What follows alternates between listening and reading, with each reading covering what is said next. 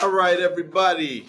Welcome to Sunday. You know what that means. It is 6 o'clock, so it is our opportunity to welcome you to Northwest Lawson Council. And we do this every weekday, every Sunday, I should say, from 6 to 8 p.m. There are multiple ways you can interact with the show. We got the Zoom, we got the Facebook, we got the YouTube. If you're on the YouTube or the Facebook, make sure you like, make sure you subscribe, make sure you share, and please do comment because we see them and we read them as well as we can put them into the show and interact with them. This show is for the West Side, so this is more of a This is more of a conversation than it is a dialogue. So we don't want you all just listening in to us. We want y'all to interact with us in the best way possible because this is our community together. That being said, it is the last day of Black History Month. Well, no, not the last day, but we at the penultimate day. You know, tomorrow is the last day of Black History Month, and so one of the things that we've been doing this entire Black History Month is bringing to you the Black perspective. You know, from people that are history, and I'm so happy that we have one of um, some representation of Black history here in the Austin community, and that's Mr. George Lawson. And so we're going to get into who he is in a bit, and we're going to let him introduce himself and talk a little bit more about himself. Oh, we see you, To. Thanks for checking in. Peace and blessings to you too, brother. Friend of the show, man. Hey, we got to get you to come on this show. We got to slide on your show. Let's build the way we need to build. You hear me? Thank you for tuning in with us, though. And so, yeah, we're going to get into Mr. George Lawson, and we're going to talk to who he is because, again, this is living history. I went to the man house the other day, y'all. Went to the man house. Hey, that house is black. You hear me? That's a black house right there. I mean, beautiful, beautiful paintings, beautiful books, beautiful movies. I saw Amos and Andy on the wall. Oh, whoa, okay, okay. He's a premier chandelier maker. You know what I mean? He don't get the credit that he deserves, but he gonna get all the credit that he need from us, the community. You hear me? So, man, just so happy to have this individual on the line with us. But before we jump into Mr. George Lawson, I'm gonna pass it to Steve. I always like to say, man, what's going on with you? Oh, yes, indeed. Yes, indeed. It's a nice day today. Pretty nice day. And as you were saying, we're coming to almost the end of the Black History Month, and we've had some pretty interesting people on the show. Definitely, the congressman will be here tonight to discuss many things and everything, pretty much. But I definitely want to welcome Mr. George Lawson. Also, I haven't talked to him in a while. George is definitely a friend, long friend of the community and the show. Am I on? Yeah, I'm on. I totally forgot. But yeah, good day today. Good day today. We just finished up. For those that don't know, this is an election season, um, be it for judges, Congress, state reps, senators, and county positions. So we just kind of finished up a meeting with with another organization I'm with, known as the Coalition. So for those that are with the Coalition, hopefully you are coming back on today or this evening, so we can talk about many other things that are going on that are more social and direct to the community. Um, what else was there? There was something big I wanted to talk about. I can't remember now. Oh, I know what it was. It was in regards to. I don't know if everybody's been noticing, but there are a lot of murals in Austin and all over the city, really, to be honest with you. But Austin is starting to get its fair share of murals, and I think we don't have enough. I would like to see a mural on every corner, every block. Yeah, every empty space should have some type of art. Ain't nothing wrong with that. Every viaduct, every bridge, every what have you. It brings a different perspective to the community. Let my people paint that canvas, man. Show us who we are, through our art. Yes, indeed. Yes, indeed. Mm-hmm. So I see my man T.O. He tuned in. What you say, T.O.? Is he there live? He watching in. Oh, he's just watching in. He's just watching in. Okay, I feel you. Yeah.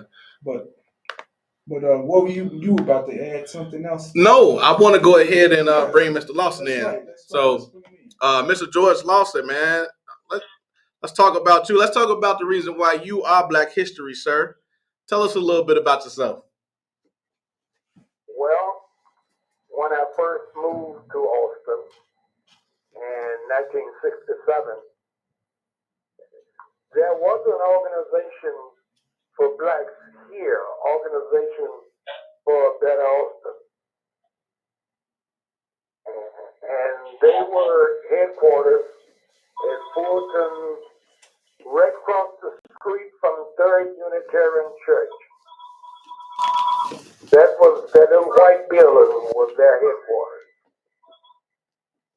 I didn't join OBA. In fact, it didn't last too long. But that was the first community organization that I heard of when I moved to Austin. And what was it called? Organization for a Better Austin. Organization for a Better Austin, OBA. Okay. Mm-hmm. Okay. One of the organizers from that group was Joseph Gardner. Oh yeah. Mm-hmm. Yeah. Oh, Joe Gardner. You know, we do a lot of coalescing, and in fact, I was just with his daughter last night. So that's why I was trying to say we work with his daughter, Crystal Gardner, and she brings her father up a lot, especially like on social media and things like that. So that's pretty cool to hear you mention his name tonight. Well, I met her when she was a young girl. Nice. Her and her sister and Mother Mary. Mm-hmm. Yeah. Fact of business, some kind of way, Joe Gardner was my cousin. Oh, wow. Yeah. I never did find out how, but we were going to the same family affair, and I asked him who invited him, and he wanted to know who invited me, and the same person had invited both of us. Mm-hmm. So that's how I found out. And then my family was talking, and they knew Joseph's mother. So we spent the rest of his life interchanging, because he went to work for NPA, National People's Action, and I was involved with National People's Action. So, but me, I started out, I was working 3 jobs, and I went to a meeting at my wife's school, Spencer School. Mm-hmm. And they were trying to get a scout group started, and it was loaded with men, and nobody would raise their hand. And since the guy said, we can't start it unless we get at least 3 men. Mm-hmm. So I raised my hand, and my wife like to faint it. Mm-hmm. Because what time did I have for scouting, working those 3 jobs that I was working? But I had to get it started. So we did get 3 men, but we had no scout leader. Mr. Lawson, I don't want to cut your wisdom, but Crystal said, hey, Uncle George. And she also put Randy Bird. So I'm not sure what. I'm sorry? That's my nephew. Ah, okay. Well, maybe that's the connection to the cousin then. Maybe. No, they were too young to know this.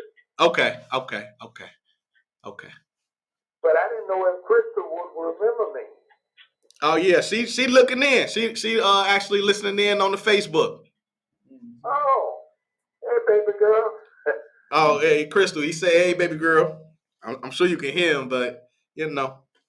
I remember you mentioning that to me a couple of years ago, Mr. George, that you were related. And I told Mary Gardner about that, and she tried to recollect, but I think you guys gave her your number or something. I can't remember. Or vice versa. But yeah, Mr. George, you go way back. Talk about your representation or your affiliation with SAC, South Boston Community Coalition Council. Well, that was the type of group that tried to get people in the neighborhood to work and improve their neighborhood. And we still trying to do that nowadays, huh? Meeting they had, and Alan Streeter and another gentleman from the city was talking about monies coming to Austin, and half of the group was talking about they wanted the money that's due out here in Austin. I wasn't interested in the money, so I told them I wanted the substance of the money to be here. And someone asked me my name, and I gave it. And then they invited me to another meeting, and the city asked me why didn't I want the money from the city to come out here. Well, I did want the money to come out here. I didn't want to hold the money because there wasn't enough money for the project that needed taken care of. So if they did the project, they would have to bring enough money to do the project. So that was my initial involvement on getting involved with the South Austin Coalition, because then I was asked to join them. And they was meeting at St. Thomas, 5112 West Washington, and once a month they would meet at Resurrection, which was over on Jackson. And I agreed that I would sit in on the meeting, and that's where I met Juanita. Juanita Rudis? Yeah, but she wasn't Juanita Rudis then. Right. She was Juanita Gear. Mm-hmm. Yep. So she agreed to work with the insurance company. Mm-hmm. And they asked me if I would take over housing. So I took over housing. Mrs. Irene Norwood took over utilities. And law enforcement was another piece in our program, and we didn't have nobody to take over law enforcement for a long time.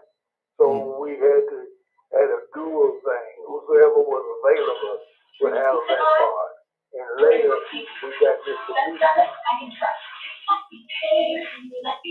So it's for Hold on, give us 1 second. made up.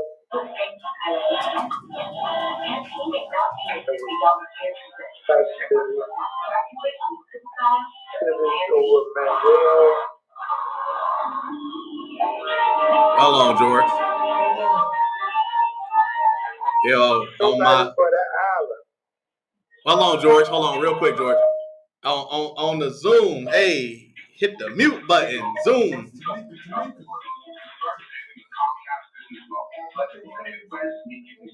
Give me 1 second, George.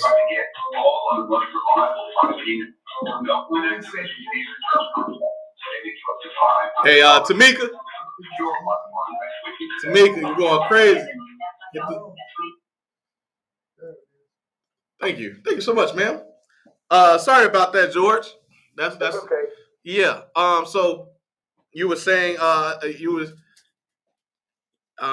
were the last part before it got cut off. You were saying that you were having the hardest time finding an individual to work with the law enforcement. Right. Mm-hmm. We finally got one, but that was many years later. Mm-hmm. That was Benny Meeks. You said Benny Meeks? Yeah. Okay. And that name sounds familiar. Benny Meeks' father was the police chief here at one time. Right. That would have been Betts, Commander Betts, Right. and then Deputy Chief Yep. Betts. Ah, okay. Mm-hmm. And the first nun was the nun that started the neighborhood policing. She actually was a member of St. Angela's. Mm. She was the first one that started the community policemen, and then Ella Daggett had a group out here in South Austin. Our boundaries went from Lake to Roosevelt, the Belt Railroad to Austin, but we didn't deal with the people in the island. They were part of Austin, but they wanted no part of us. Yeah, I want to focus in right there because something that you're saying is catching my attention. We mentioned a couple times about South Austin. Now, I, for one, growing up, never considered parts of Austin, right? I mean, part of it because I was younger, so I never looked at it. And I lived in both South and North Austin in different parts of my life at this point. And it wasn't until, honestly, I got politically involved that I started hearing people say North Austin or South Austin. And people would be like, "Oh, you from up north?" Oh, what are you talking about? Like, for me, it's one Austin. So to hear you say that people even back then considered Austin to be these different parts, it's crazy. So why was it like that even back in the day? Why looking at Austin as a multi how you call it Section. Multi-section community? Well, or it was not. That's you, Ella. Largest community organization in Chicago. That's not hosted. Who's not? You're not the host. So as blacks moved in, they gave us the South, and then from Bay Street to Chicago was called Mid Austin. And one of the big things in there, the fire department, right behind Citizen Bank, was given to a community group in Ella, you need to mute. South Austin, so that James Byrne could use as the plug for Austin. And then we had the North End. The North End was Mary Volpe and her group, North Avenue, St. Pete. NAO, that would have been NAO. Hey, Ella, could you mute? Yeah? Yeah. Can you mute your phone? Oh, shit.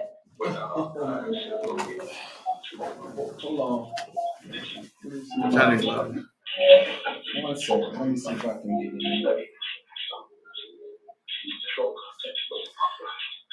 Let me see.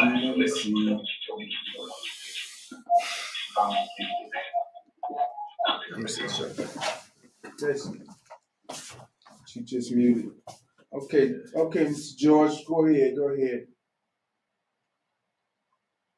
You know, east of us was organizations also.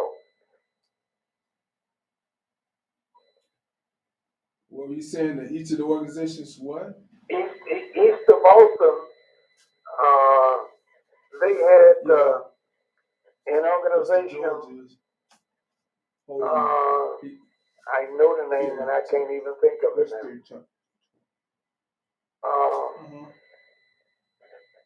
Nancy Jefferson's group.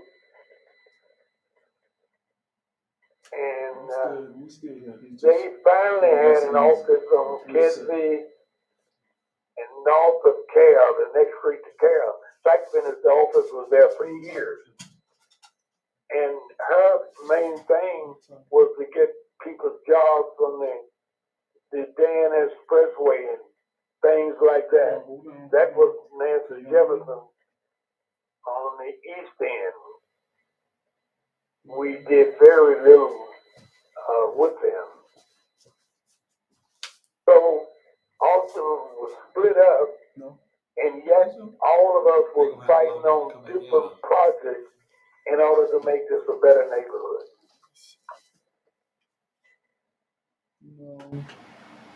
And our politicians, we wasn't really fighting our politicians. When I moved here, we had Washington as the 28th Ward alderman, and he was sick, and we were going to go and protest at the hospital where he's at, and the city asked us not to do it because he was real sick, and we were trying to do new buildings on Washington to Jackson. We had got Aetna Insurance to put up the fund if we acquired that property that we would rebuild Cicero. Dean Washington, the alderman, turning it down. Now he's in the hospital.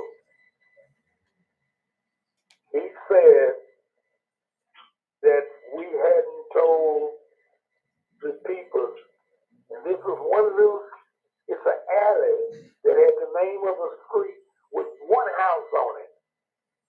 And the project was turned down because of that one house on the alley from Kilpatrick to Cicero. One house back there. Mm-hmm. That's why we were going to go and peek at him, because he used that to kill the project that Aetna Insurance had agreed to find at least the workers for us. And when he died, Carruthers became the president. I mean, the alderman. Speaking of, since we are in the political season, let's talk a little bit about how the aldermen, how have you all, and all of those groups that you've worked with, how have you all fared when certain aldermen has come in? You just mentioned Washington, and then you moved to what's the he says on the thing? Just said his name. I'm so sorry. Carruthers, thank you. And so on and so forth. So how have you all fared when different aldermen have come in? What has that been like? Because a lot of it almost seems like a whole lot of nothing is being done, if I have to be honest. Well, in the early years, the aldermen didn't have no power out here. The Carruthers never told us how much that he actually could give when we went to him. It was as if there was a separate identity there. If it wasn't political brought by him, wasn't nothing being passed.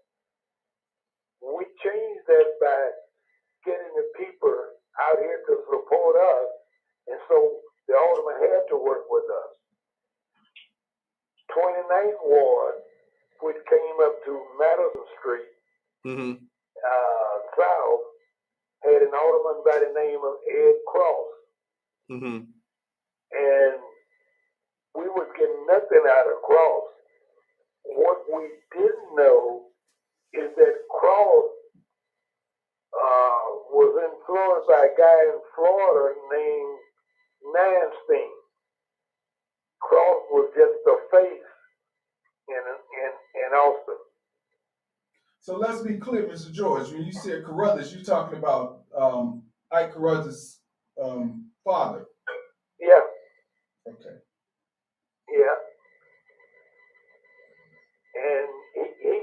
bad, but there was most of the politicians in the early days had very little power. Mm-hmm. It was like if you go to a tavern in the early days out here, the owner was not there. Someone else was using his license because blacks couldn't get license out here. Banks out here wouldn't loan money. So then we had to fight the banks. There was Citizen, Austin. They were the two main banks out here. In the 80s, the last of the 70s, in the 80s, we got more money out of Tallman Bank than any of the other banks out here.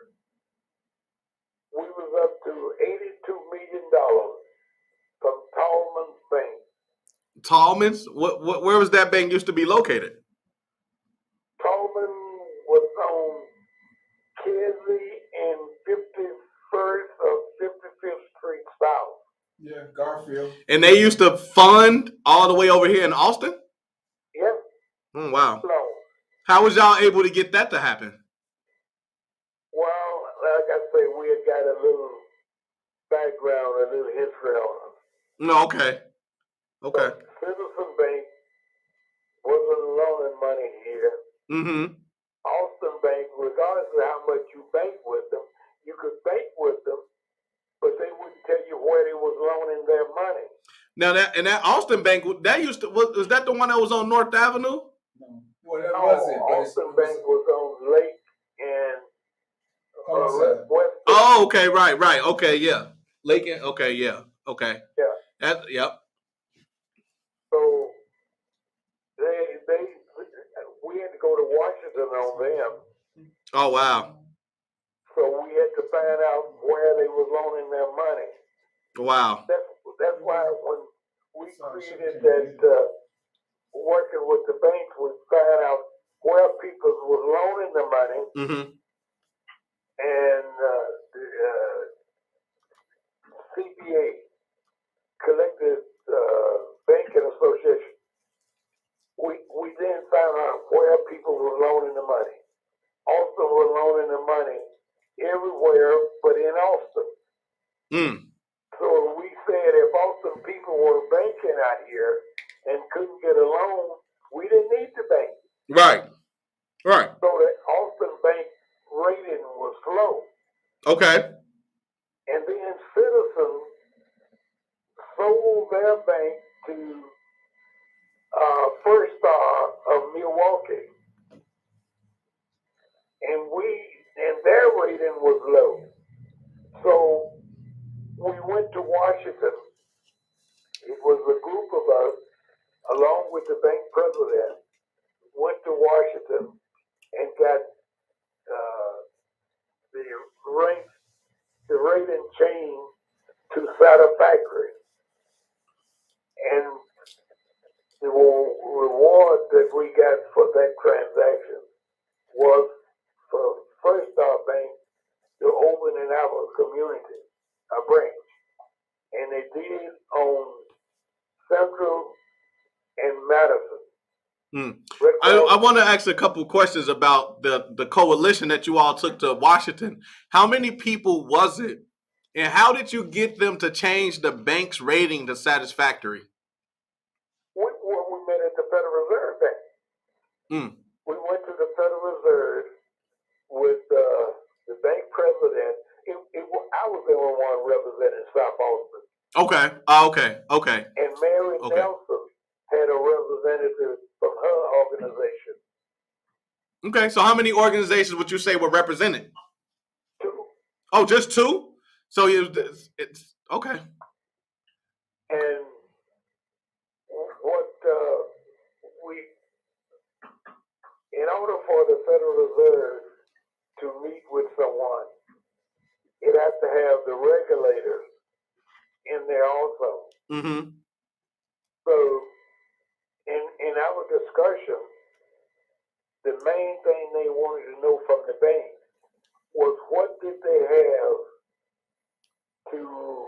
for a person to reestablish their credit within the bank. And the Mr. Johnson was president of First Star. Mm-hmm. He looked at his secretary. He said, "Don't we have something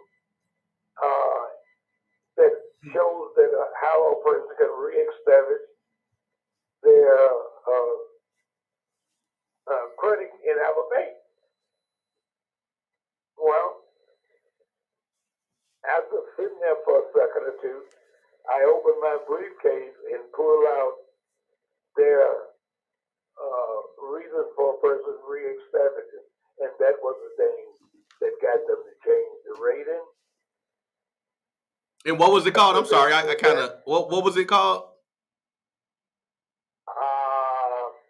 I'm not sure of the name of it, what it was called, Okay. but it was how a person that have bad credit can reestablish his credit. Oh, okay. So Okay. after that happened, we had this little bank branch on Madison and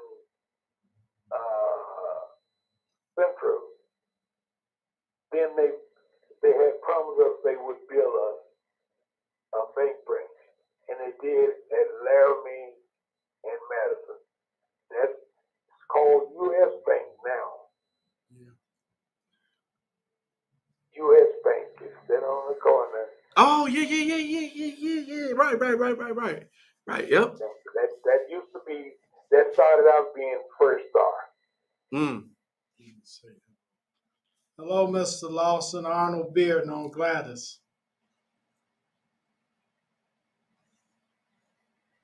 George, did you hear him? Huh? I was saying, hello, Mr. Lawson. This Arnold Beard on Gladys. Yeah, I can't hear the voice. I was speaking and saying, good evening, Mr. Lawson. Arnold Beard on Gladys. I know that voice. Who doesn't? Everybody knows that's Arnold. Arnold Bearden. Oh, my yard cutting friend. Yeah. Yeah. I just I wanted bet to. Arnold was coaching the White Sox baseball team. Okay, I just wanted to say hello to you. I'm leaving with Steve and DeAndre. You know, they works me hard. Yards is just a breeze. You just don't know these guys. Yeah, Arnold's been working in neighborhood since he was a little boy. Yeah, he has. Yeah. Yeah, one of the preeminent community members right there. Community leaders. I apologize. Oh, yeah. Let's see. Arnold's father used to be part of a group called Men of Austin. Yeah. Yeah. You're going way back now. You telling all the secrets, Mr. George. Yes, sir. Men of Austin. Yes. That's what's up. Right. Yeah. You telling all the Austin secrets now. Yeah, you tell me all. So, hey, George, when you all were able to bring First Star here, at that point, was lending and loaning, financing, were those things starting to work for the community's behalf, or was it more of the same? It was hard. It was still hard. It was hard because at the same time, the South Shore group was trying to come to Austin because they saw where there was a lot of money being spent in Austin. Mm-hmm. And we had to fight the city of Chicago and their regulations so that South Shore couldn't open a branch this far from their main office. But what South Shore did, South Shore brought in their housing component and they put it on Congress and what is that? Leamington and Congress, that building right there, that so South Shore was only to do loans for rehabbing. They was not to do any banking out of there. Mm-hmm. So we got the congressman just stepped in, Mr. Lawson. Is she good old? We call him Danny Boy. Is that the boy from Bastrop, Louisiana? Did you hear him, Mr. George? Yeah, Danny. George used to come right through my town every time he went home. Danny wasn't no town. It was 384 people. It can be a town in your mind if you want it. Yes, indeed. George Lawson, one of the pioneers Yes, sir. of our community. Yes, sir. An unbelievable human being.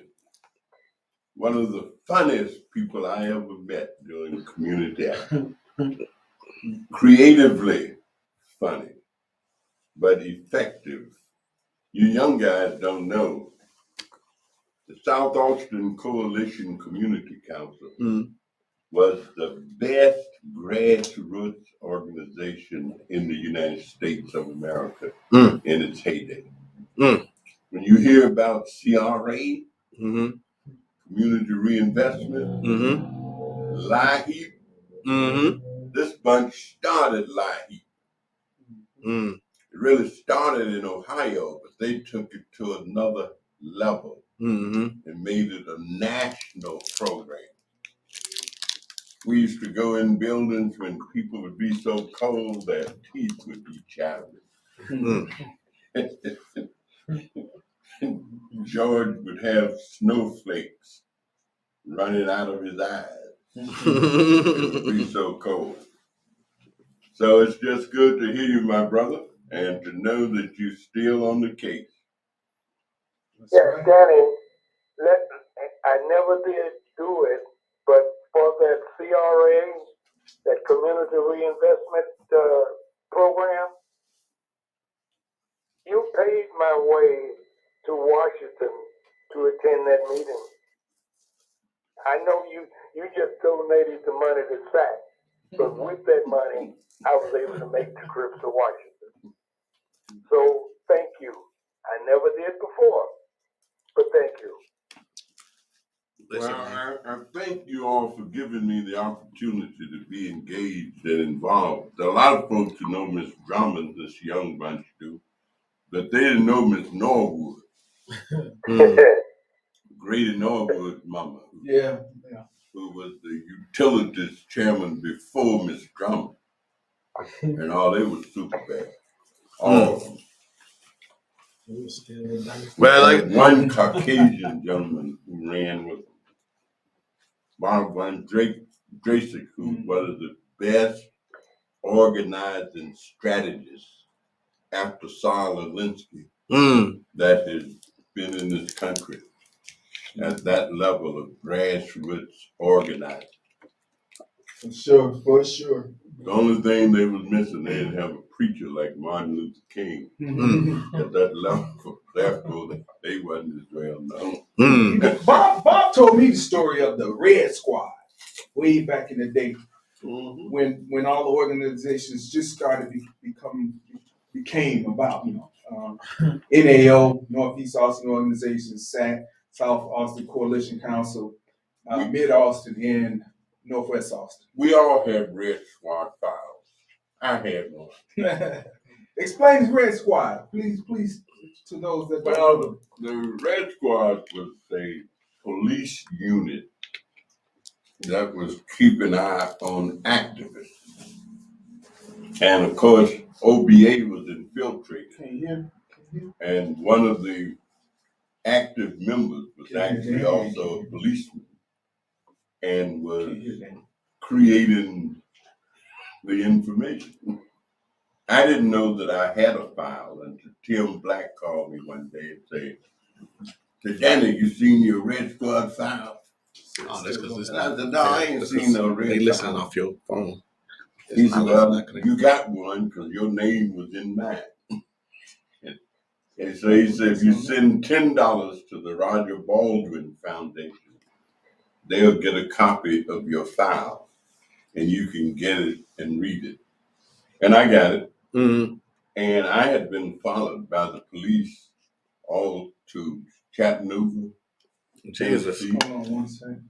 I went to Chattanooga one time to do a workshop for a school board group in terms of how to really work with teachers and community groups together. And they had that listed. It's one of the things that they had Jesus Christ. observed me doing. But at the time, I had a big beard, full beard, wore a bush jacket much of the time.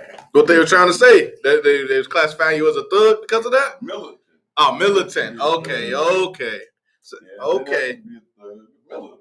Okay. Yeah. So they just wasted a lot of money. I wasn't doing nothing but doing good deeds. Yeah. I wonder would they paint us with the same picture now? Like I love wearing all black.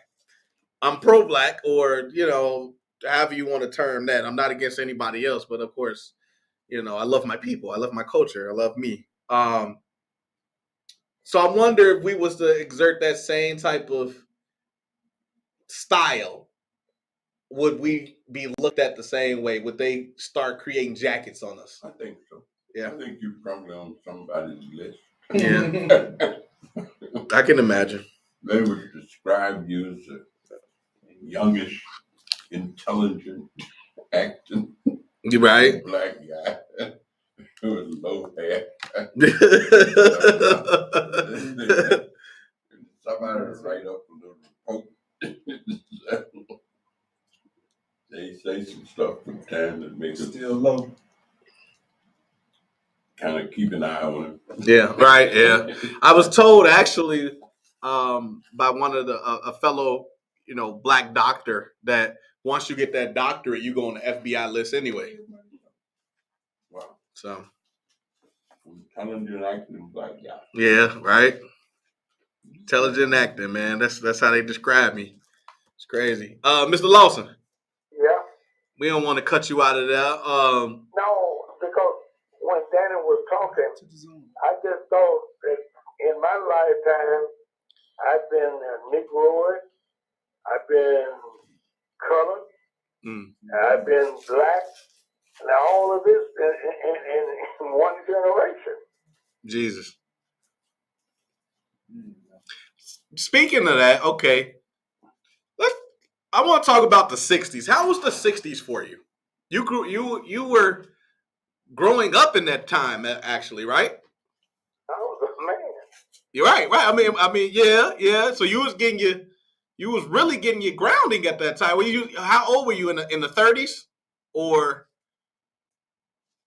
I went to the military when I was 23. Okay. And I went to Germany and I played football 2 years. Oh, nice. You played football? If you find some of the old Oh, you all right? What you looking for there? paper, I was in there several times. Oh, okay. I played football in high school. Same here. In Bastrop? No, in Sweetport. Okay. Booker T. Washington in Sweetport, Louisiana. They have a statue of Johnny Cochran about a block away from the school now.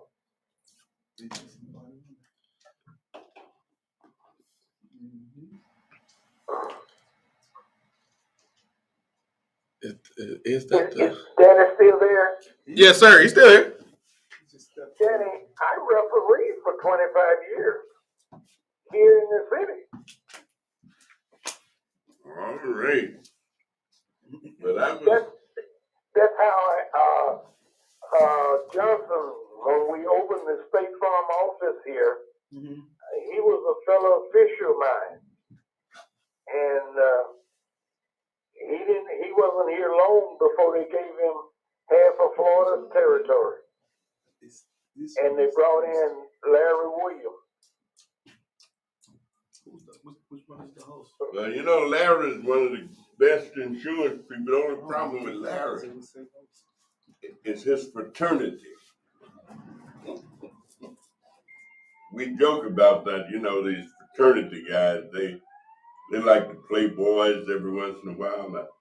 I think he's a Sigma. Well, you know, Larry used to be on our board at Pride. Well, a lot of folks don't know that the real effort to develop affordable housing, low-income housing, and rehab buildings that have gotten old, South Austin Coalition created Pride, which was a master and led the way in Chicago towards the development of affordable housing that people could actually live in and have enough money to pay the rent. And that was another SAC initiative. Yeah, that was another South Austin initiative. You know what happened to that, Danny? The city pulled the tax credit away from us and wouldn't allow us to raise the rent to be able to pay for the apartment. Each one of those buildings are private owned now. But they were fully rehabbed. Well, SAC has had a lot of credit, and somebody better write the book so that all of that good work that people coming along will know about it and know that people were grassroots, everyday people leading the effort who simply joined together and made things happen. Last time I was in Shreveport, Louisiana, of course, a black woman was the mayor and the pastor of the church right here on Division Street. That's where he was from. Penny, his brother, was on the city council down there, and they gave me the key to the city. I went down there to give a speech. And I got the key to their city.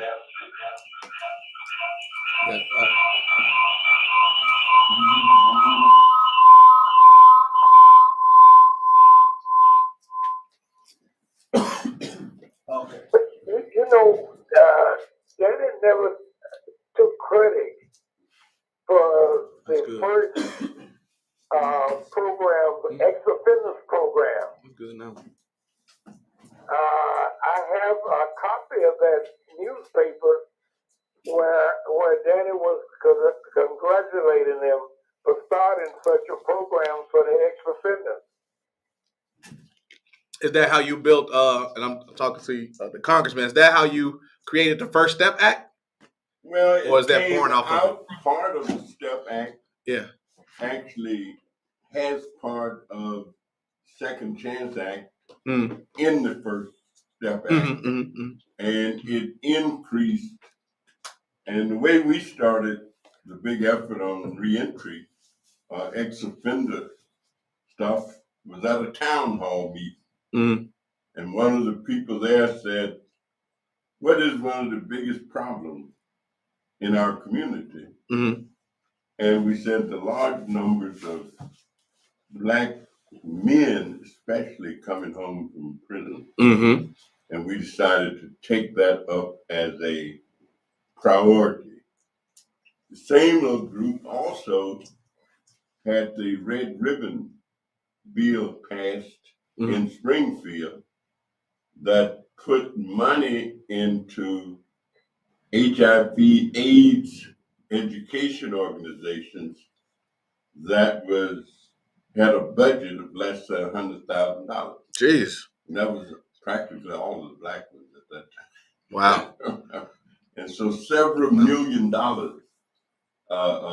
Ben Montgomery and Mark Lovelace, and both Ben and Mark have both died, but the other fella is still here. He's on BON almost every day talking issues and so forth. They were the big three of working to promote black containment of HIV. Mm-hmm. They were three gay men and solidly activists and solidly engaged. And of course, Ben. Who was Ben with? Ben worked for me. Okay, that's why I know that. Yeah, Ben died, I guess, last year. Yeah, about a year ago, and was put in a mass saloon out in Maywood, right off Roosevelt Road. That's where we had his services at. There have been a lot of heroes and sheroes who've gone through our community. And one of the most prized possessions that I have is the photograph, the painting of Ben that was used at his memorial services that his sister gave to me. And I have it hanging in my office over on Fifth Avenue. Mr. Lawson, so Danny just mentioned back when you all were able to lift some of these programs off the ground concerning reentry, that the biggest issue in the community at the time was the reacclimation of black men to the community. Being that you've had several decades now inside the Austin community, what would you say is the biggest issue that we face today? Getting people to believe in themselves and start thinking of good me. We in the 60s, 70s didn't say give me. We went out and fought for what we wanted and what we needed.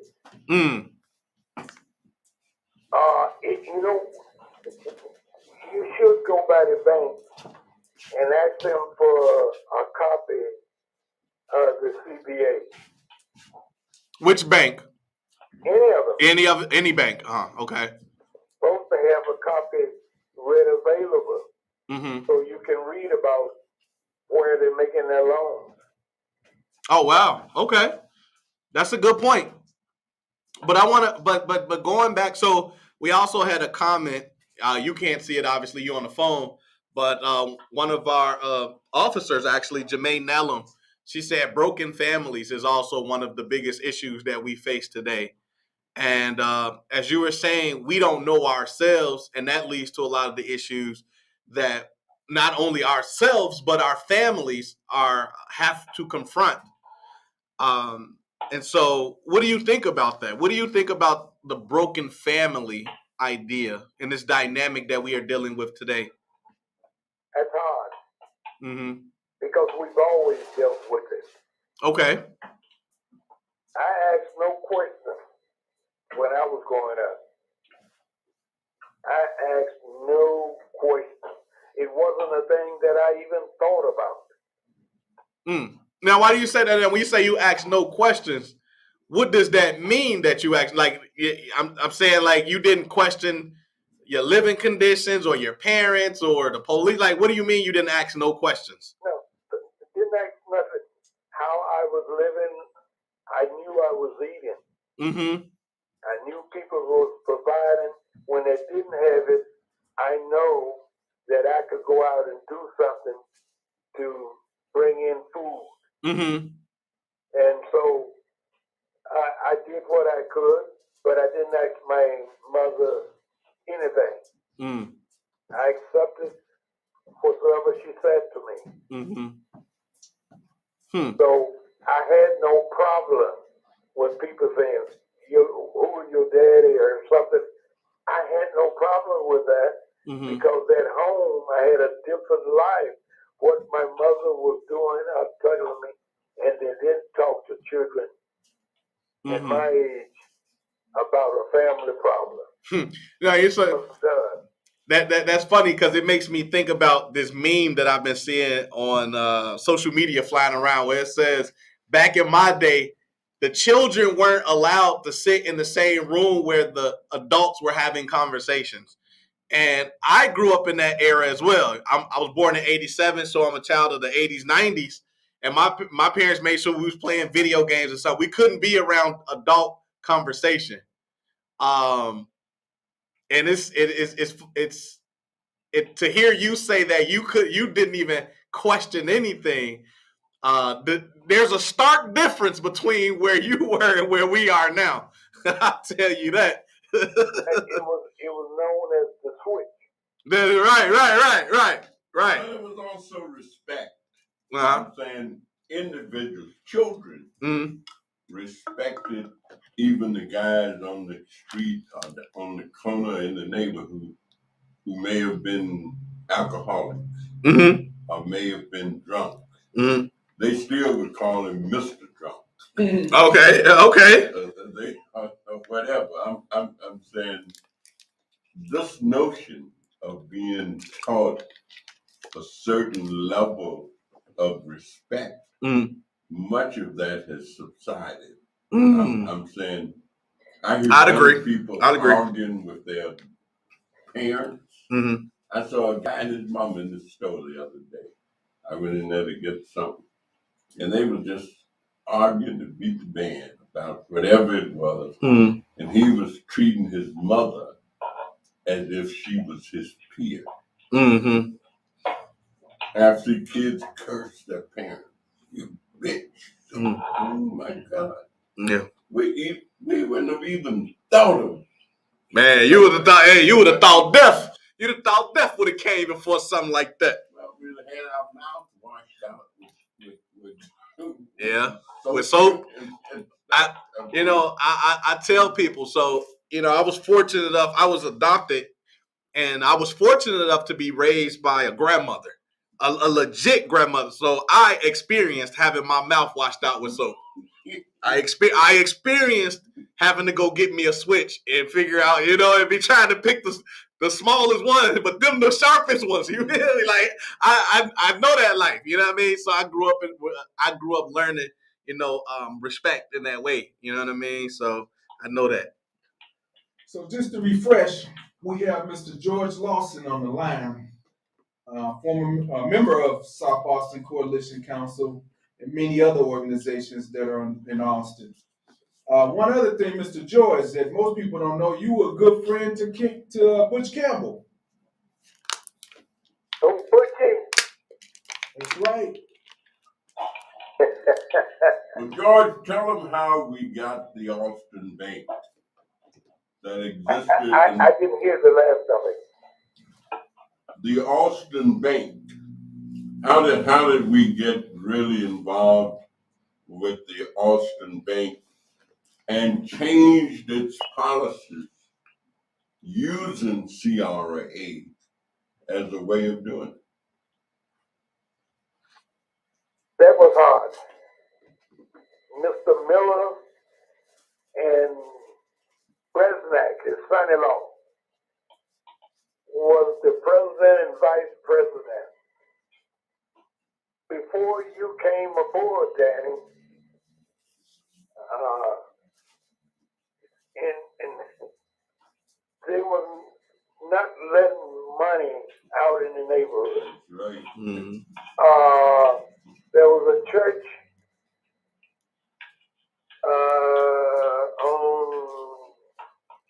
I can't think of his name now, but he tried to get a student loan for his daughter, and the bank wouldn't let him have it. And he put all the church money in this bank every week. They would go there, and he couldn't get a loan. Well, I was banking there, and I couldn't get a loan there. So Austin Bank wasn't serving the people of Austin. It was taking the money, lending it in the neighborhood. I mean, in the suburbs Right. and up north, but not in Austin. Those predatory practices that we still fall victim to today in some respects. It hadn't gained that name at the time. Right. That's why Pullman was the bank that made more loans than any other one in this neighborhood. Citizen used to be Chicago and Laramie. Yep. They was turning down people that had money there also. So the bank wasn't serving. None of the banks was serving us. Wow. Unfortunately, they weren't supporting the community the way they should have. But it is very strange to hear that there were so many banks in Austin. To even hear that y'all had 4 or 5 banks that weren't supporting you is foreign to me, because we don't have enough financial institutions, and I still feel as if when we did have them, they weren't supporting us anyway.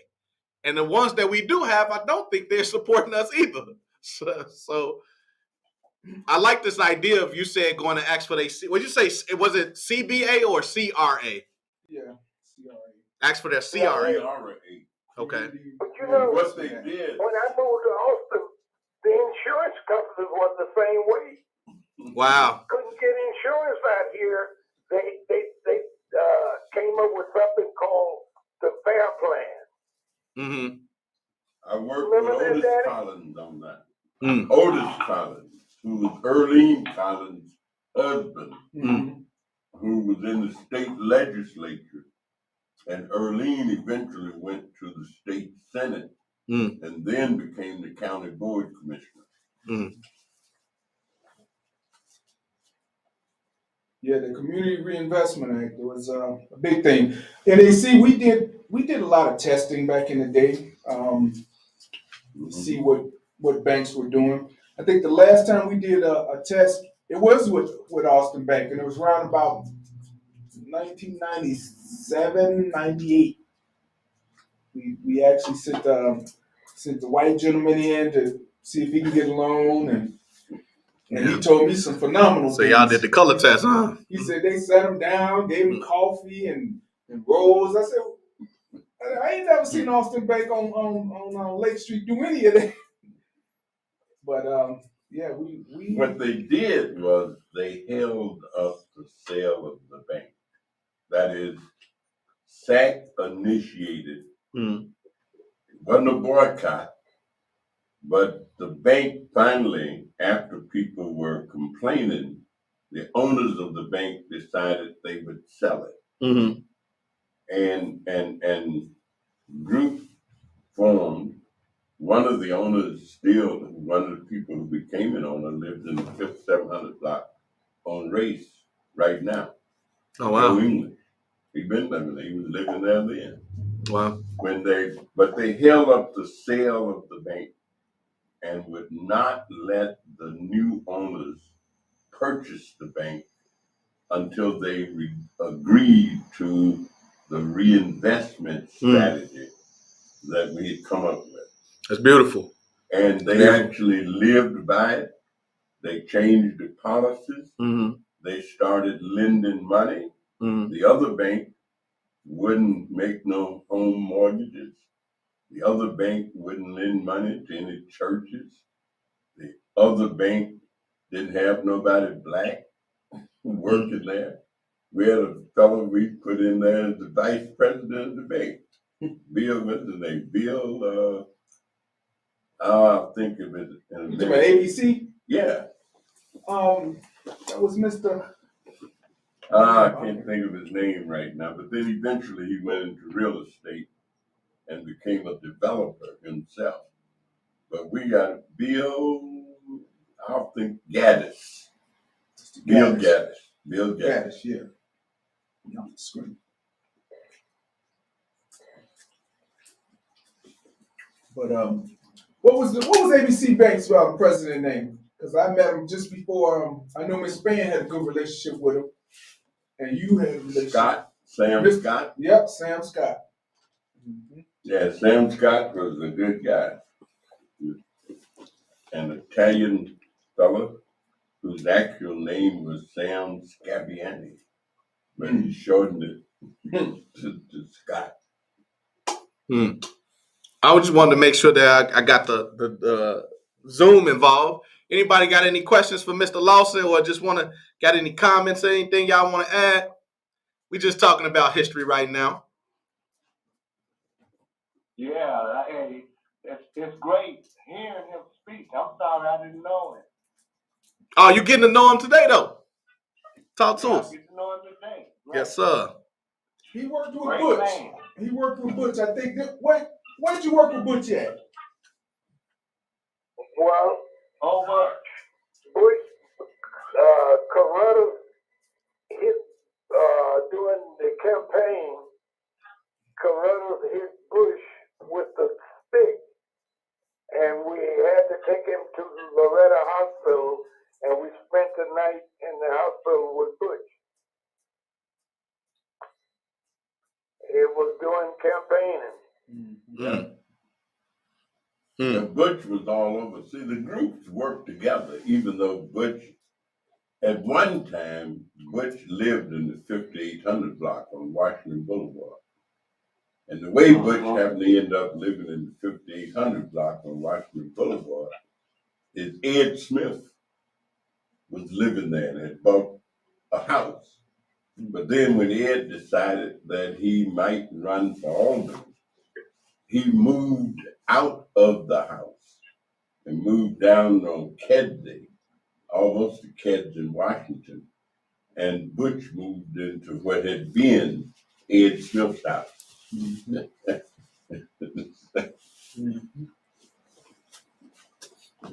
So you have any other questions? Anyone? DeAndre, you was talking about back in the days. You know, Sears had a bank also, since Roebuck. Oh, did they? Well, the Sears Bank, of course, they moved from right there on Homan. Yeah. They had a little building. They was in the building. But they moved their bank downtown. They moved that back when they moved headquarters. They bought the Sears building downtown. Now it's the Willis building. And that's when we decided we needed a bank in Lawndale and did not have a bank. So a fellow named Cecil Butler had been working as a Vista volunteer. He was a lawyer. He is a lawyer. He's still around.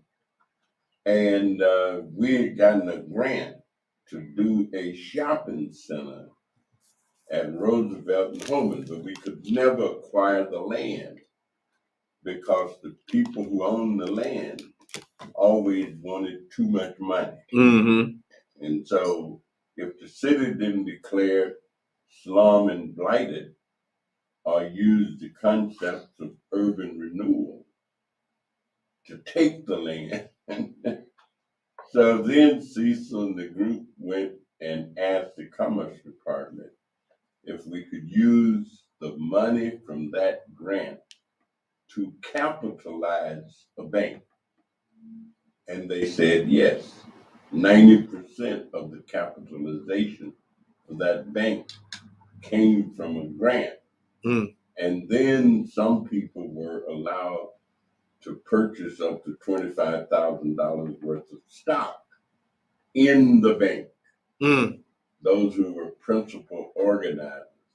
And then the rest of us were allowed to purchase $25 worth of stock. 5 shares at $5 a share. And that's what I got. To this day? I was a shareholder. $25. And the bank functioned for a number of years well until they forced Cecil out and said that Cecil could not be chairman of the bank and chairman of the North Lawndale Economic Development Corporation, which was basically the owner of the bank. I'm saying this was an organization in the Lawndale community, spurred on and spurred by the Lawndale People's Planning and Action Conference. And so then after Cecil couldn't be the chairman, Reverend Shelvin Hall became the chairman. And Reverend Hall became the chairman. And then ultimately, the group got talked into letting those individuals who were working at the bank to purchase the bank. And some loans got made that could not be paid off. And their cash reserves didn't meet the requirement. And that's when the bank lost its charter. And the Federal Deposit Insurance Corporation took over the bank and let another group have it. Daniel, was Mary Nelson with you? Hmm. Was Mary Nelson part of that? Yeah. But only a little bit. Mary's work was in Garfield much more than in Lawndale. And the big social service agency group in Garfield and extended into Austin initially was the Christian Action Ministry. And they really started alternative schools in the community. They started something called CAM Academy. And this happened after the assassination of Dr. Martin Luther King.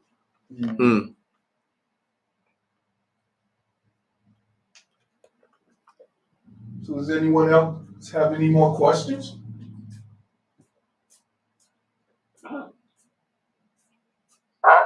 I have a statement I'd like to make. Please go ahead. We've talked about everything but the Park District. And once you get into the Park District, you're going to find a lot of things and a lot of money that was not controlled by Austin. How so? Park District went through some serious changes, but ultimately, after Harold Washington became the mayor, he made Jesse Madison, who used to live in the 4700 block on Monroe, the head of the Park District.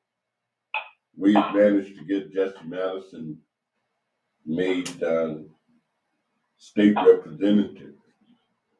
He was the first guy we elected as an independent state rep. And Jesse was an astute gentleman who at one time was the secretary treasurer of Dinwiddie Edwards Ford, which was on Madison Street, a black automobile dealership on Madison Street. And Jesse was a part of it. He was an accountant, business guy. But then he became president of the Park District. And that's when we were able to start some real changes in both the Austin community, but also at the Gold Dome in Garfield. Nancy Jefferson was alive. And Nancy had been raised and held about the Gold Dome. And so we saw some movement, and the people used to treat the Park District, you had to be a special person to use the park. You almost have to get on your knees and go and beg them to let you have your picnic or something, or your family reunion in the park. Yes. A guy named Kelly used to run the park district. He was the ward committeeman in the 45th ward. And he was the guy in charge of the park district for years and years. Interesting area now because that community, there's some black aldermen on the north side and northwest side. And you don't have no majority black population in those areas. The alderman of the 49th ward is a black woman. Maria Haddon. Yeah. And there's no majority black population. The alderman of, I think it's either 45, is also 46. I think that's Jim.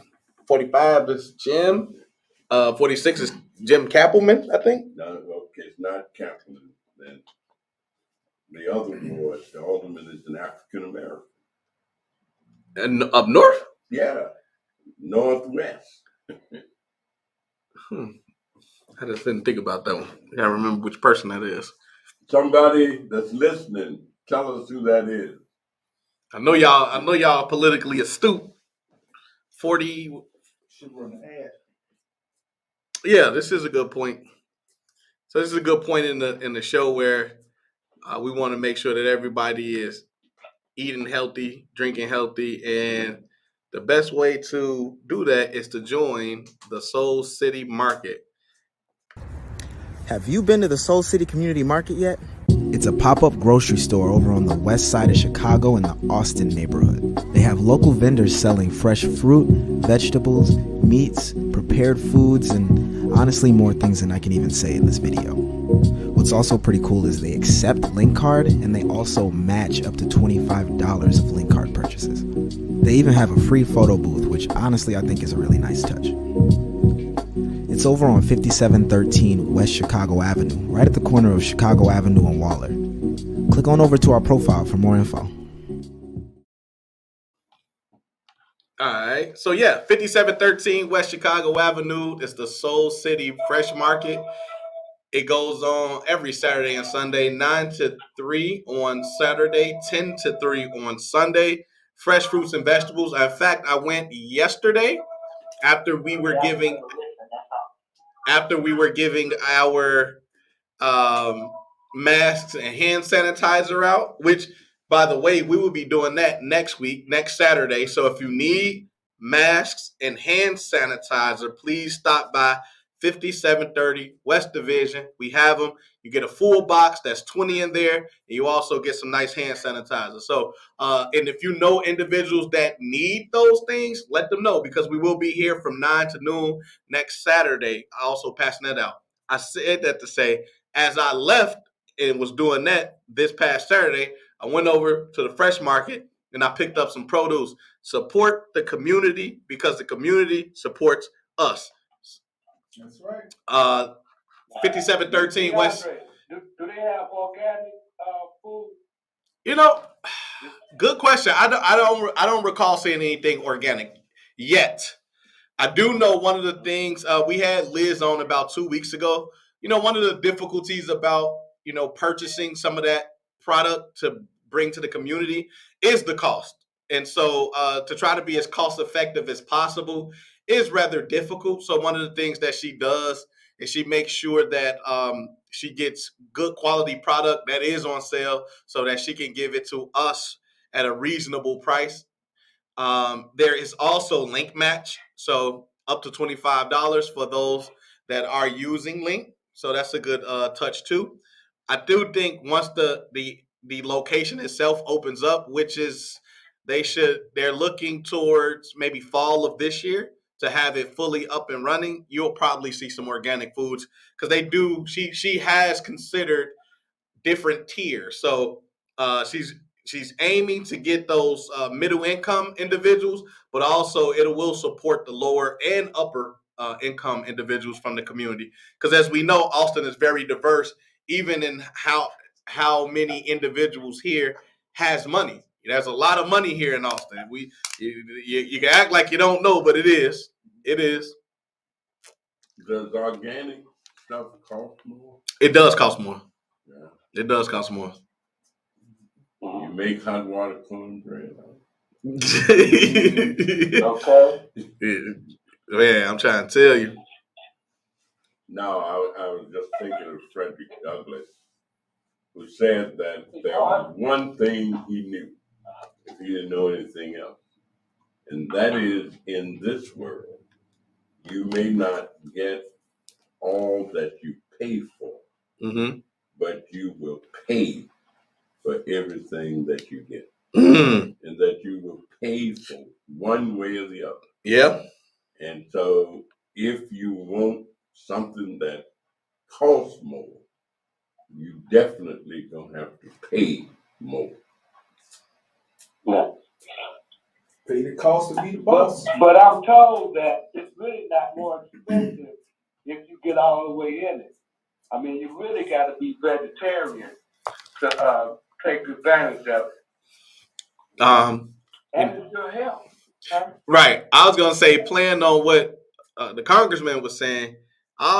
When it comes to eating, you're gonna pay one or two ways. You're gonna pay up front, or you're gonna pay on the back end. Now, you want to pay up front and eat the organic and the more healthy stuff. That means extended life and less doctor bills. You want to eat the trash, you're going to the doctor, and you're gonna have to pay them as soon as you leave. So you got to make your decision. So it's really like the cost. You gotta weigh the cost is what you want now versus later. So it is what it is. And the cost of medication. Well said. It is what it is. Yeah. Any other questions? Where my man Barry at? Hey guys. What's up, Barry? Hey Barry. One thing I'm wondering about is, I know this is not your topic, but I'm just wondering if you could relate what you've been thinking about, talking about, to that wealth fund advisory group that I understand is about to be formed. And I just got an email from Angelique Orr. Yeah, I just saw that too. Yeah, super late. Wealth Building Advisory Council. And the deadline is noon tomorrow for applying to be on that council. And they mention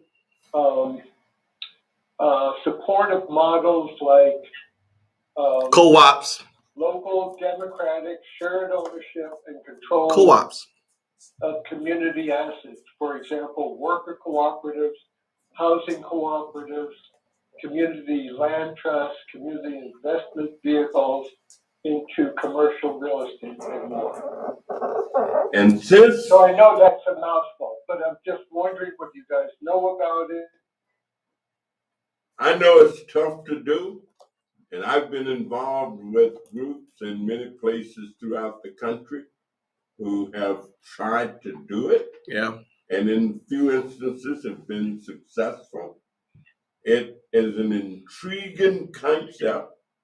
We've got a few around here, not many. Yeah. But we've got a few housing co-ops. And the biggest problem that groups have forming these type entities is groups finding a way to agree. We talked about that about a couple weeks ago. Agreement. There are people, they have a hard time reaching agreement. And if you want to be powerful, you need to be able to be part of a group. You got to be a part of something. Individuals don't really exercise a lot of power. Not at all. Not at all. Nope. And so if you can't just imagine if all the poor people on the block decided that they would get together and form themselves some kind of economic entity as a group.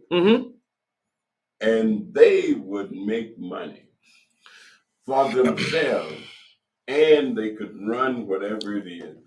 It's amazing to me, that as many churches, if which there are no black automobile dealerships in Chicago. If there is, name me one. So if somebody got one, please call and tell us what it is.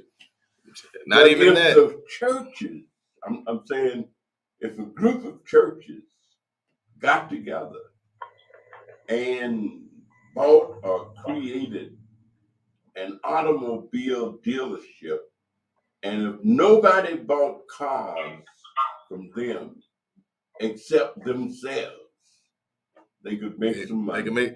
And somebody would have a job. Somebody could manage it.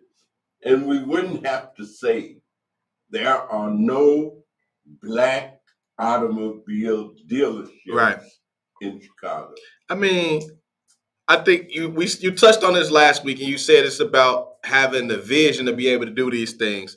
I'm gonna also say this: these models have already been utilized time and time again. A mutual fund is nothing more than a group of people deciding to pool some resources, pick certain stocks, certain allocations of stocks, and then sitting back and letting that money grow. And then they bring other people from the outside who's going to put more money into it, because what they've done now is created an entity for themselves. And now if you want to buy into their entity that has certain stocks, that's how they continue to make money. Then you become a hedge fund. And you become a hedge fund. And so it's already been done time and time again. The other piece I wanted to say about that is I was talking to Malcolm Crawford, who you could call him the manager of the Soul City Corridor, Chicago Avenue Strip. And he was telling me that one of the issues that he had recently is that the city of Chicago's Department of Planning came to him and said, we have some ideas for the Soul City Corridor. I need you to choose one of these options.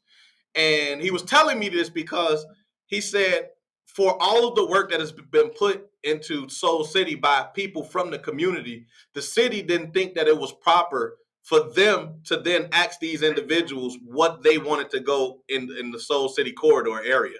So one of the things about what Barry was saying that gets me a little wound up is the fact that that is essentially the same thing that we continue to do over and over. Allow another person, hey, let me help you. That help turns into some form of ownership in some way where they, well, shit, we done helped you. Now move on out the way so we can figure out what we need to do to get things done around here. And so I gave that illustration of Malcolm's situation and the Soul City situation overall, because that is something that could potentially happen no matter if people from the community is sitting on that type of post. At some point, people are going to want the land that we live on. We have the largest land mass, and we still have yet to figure out how to develop it. And people understand that, and they're going to come get that. So I don't know. I'm not okay with it almost. I do want to say, and I want to tie this back into George Lawson, I want to make sure you in this conversation, you talked about us not knowing ourselves. I think part of the reason why we can't work together is because we don't know ourselves. Traditionally, we are a communal people. When we were snatched up from Africa, yes, we were tribal, yes, but we were communal. We lost that sense of community when we got here. Willie Lynch, one of our biggest problems that we never had someone with a big enough nest egg to allow us to make those development things that might wind up and might not. So we never had the funds that allowed us to do some of that. But we got them now. Yeah, we got them now. And we got the people now. And we have the intelligence now. It takes the vision, though. That's why I have so much respect for what Malcolm has done. Malcolm is not his daddy. Regular guy. But he's had the bit. I think there are 3 entities in that corridor on Chicago Avenue that just got some grant money from the city of Chicago. That's how they're going to build the first black-owned grocery store. Yeah. And there are 3 businesses that just got some money from the city of Chicago. Now, Malcolm been working on this for 10 or 15 years. Yeah, he has. Yeah, about 15, he said. Ever since I can remember. And Big John would really be proud of what he has been able to do. And he just never gave up, never stopped, kept moving forward.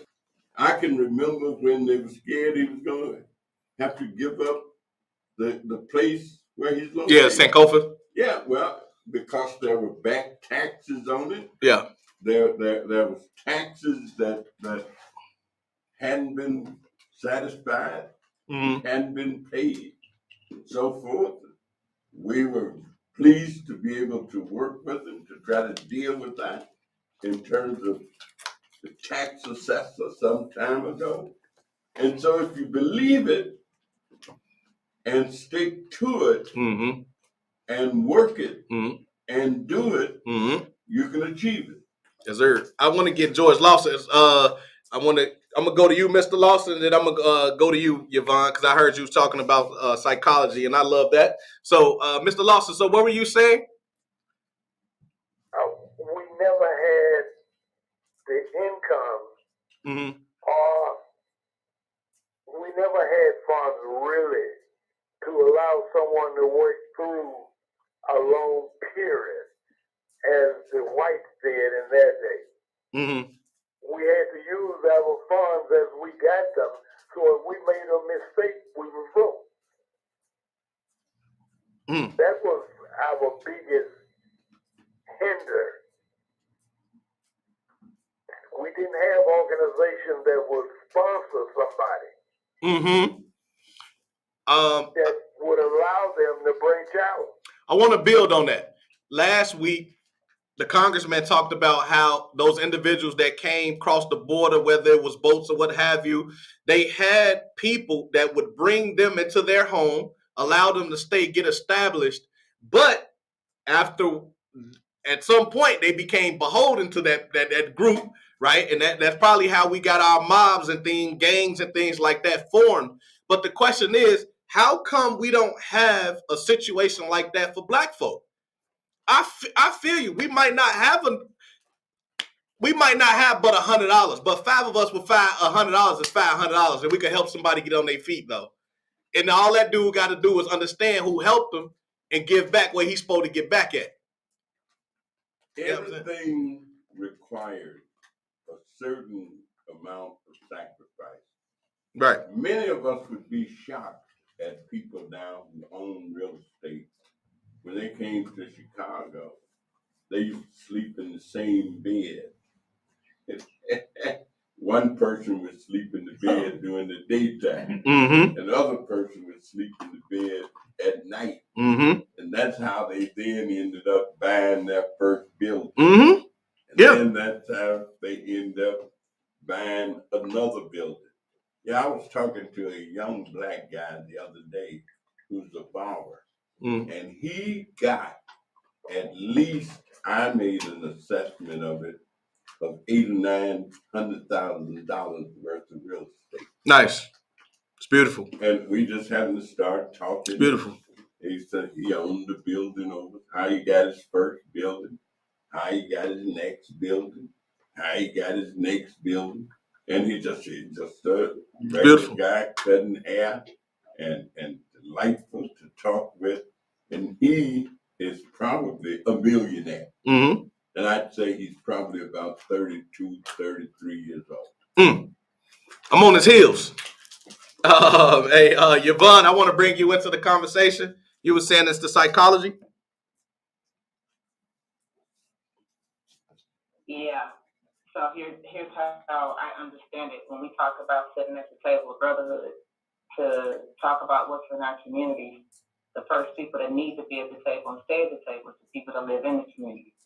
I can't understand how, all of these committees are formed and we sit down and we talk about it. They get paid to talk about our problems, and then they leave our communities nothing gets solved. We still get the same thing over and over again, generationally.